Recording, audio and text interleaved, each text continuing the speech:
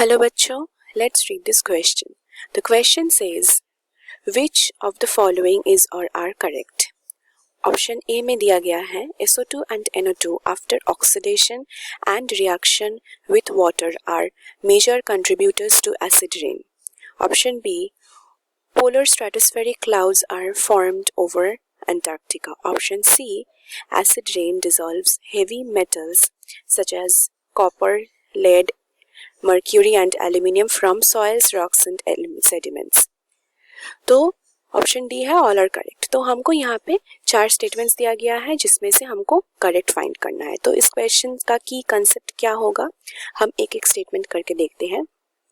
For first statement की concept is, we know that polluted air in our environment contains a lot of things like particulate matter,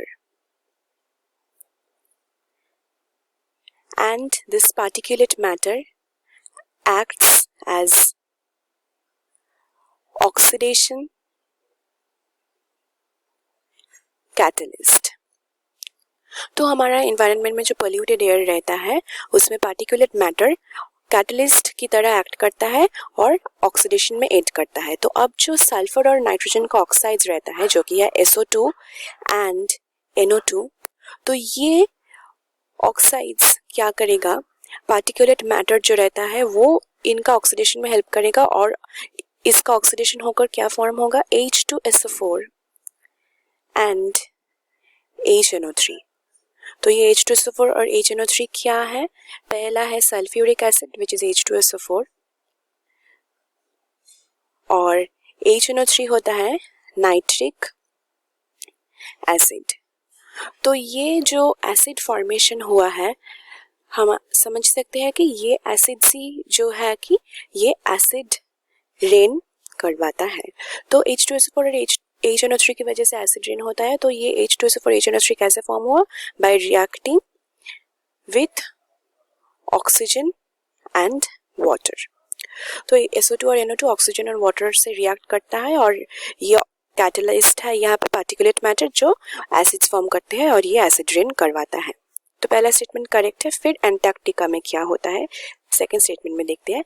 Antarctica जो है बहुत ही cold place है, तो वहाँ पे टेम्परेचर होता है बिलो आइस फ्रॉस्टिंग. तो आइस फ्रॉस्टिंग का टेम्परेचर क्या है, -78 डिग्री सेल्सियस. तो यहाँ पे टेम्परेचर होता है -78 डिग्री सेल्सियस, कभी कभी हो जाता है. और जब ये होता है तब ice crystals form polar clouds. तो जब आइस फ्रॉस्टिंग के बिलो टेम्परेचर हो जाता है तब आइस क्रिस्टल्स फॉर्म होकर वो पोलर क्लाउड्स बनाते हैं एंटार्क्टिका में. और ये पोलर क्लाउड्स जो है उनमें जो रहता है वो है फ्री रेडिकल्स ऑफ क्लोरीन.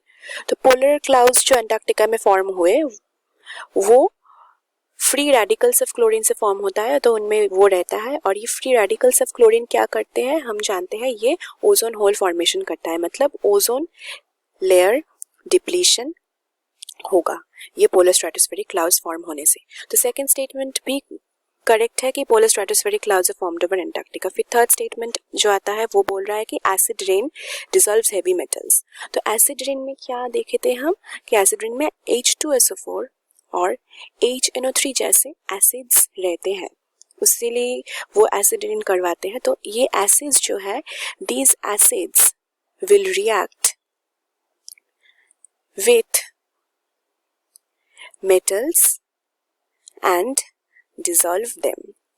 तो ये एसिड्स कुछ हैवी मेटल से रिएक्ट करके इनको डिसॉल्व करते हैं और वो क्या क्या है, copper which is Cu, lead Pb, mercury Hg और एल्यूमिनियम Al. तो सॉइल्स, रॉक्स और सेडिमेंट्स में जो रहता है इनको डिसॉल्व करते हैं. तो हमने क्या देखा, all of these statements are correct. So the final answer for this question is option D, all are correct.